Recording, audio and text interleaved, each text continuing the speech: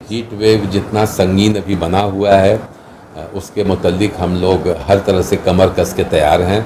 हमारे चिकित्सक कैजुअल्टी में भी और प्री फैब्रिकेटेड वार्ड में भी, जहाँ की 48 बेड्स जो हैं वो ऐसे मरीजों के लिए बिल्कुल एक तरह से ईयरमार्क्ड हैं, वहाँ पर चिकित्सकों की एक टोली संपूर्ण व्यवस्था के साथ यथा दवाइयाँ, आईवी फ्लूइड्स, आइस पैक्स और सबसे बड़ी बात कि वहाँ पर बिल्कुल एक सेंट्रलाइज्ड एयर कंडीशन की व्यवस्था है।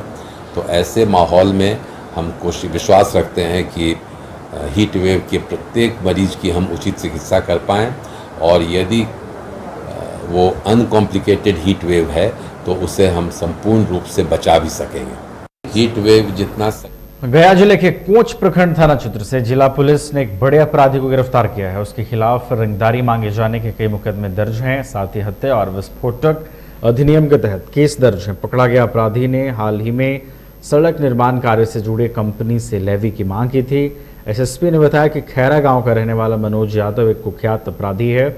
उसने हाल ही में एक सड़क निर्माण कंपनी से लेवी की मांग की थी। सड़क निर्माण कंपनी कोच नहर से लेकर खैरा पुल तक सड़क निर्माण करा रही है। मामले में पुलिस ने जांच शुरू की तो पता चला कि लेवी मांगे जाने वाले की हरकत मनोज यादव ने ही की है। इस पर पुलिस ने मनोज यादव को गिरफ्तार कर लिया है।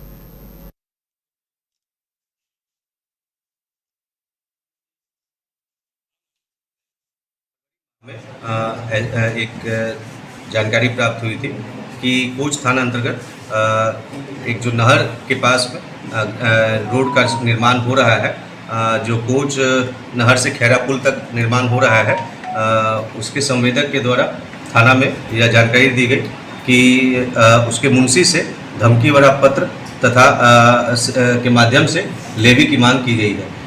इस सूचना पर तुरंत इस मामले को काफ़ी गंभीरता से लिया गया तथा कोच थाना कांड संख्या 57/23 दर्ज किया गया और इस मामले में अग्रतर अनुसंधान प्रारंभ किया गया।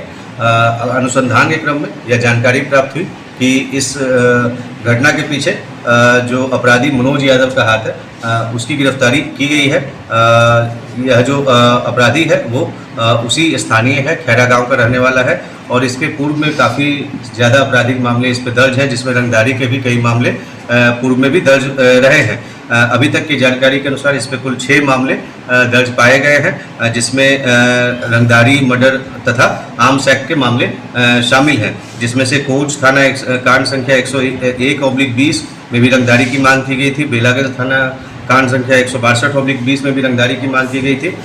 चिड़की थाना कांड संख्या 319/13 में मर्डर कांड में यह जेल गया है और इसी प्रकार से विस्फोटक अधिनियम के मामलों में 282/23 कोच थाना में भी ये सम्मिलित रहा था।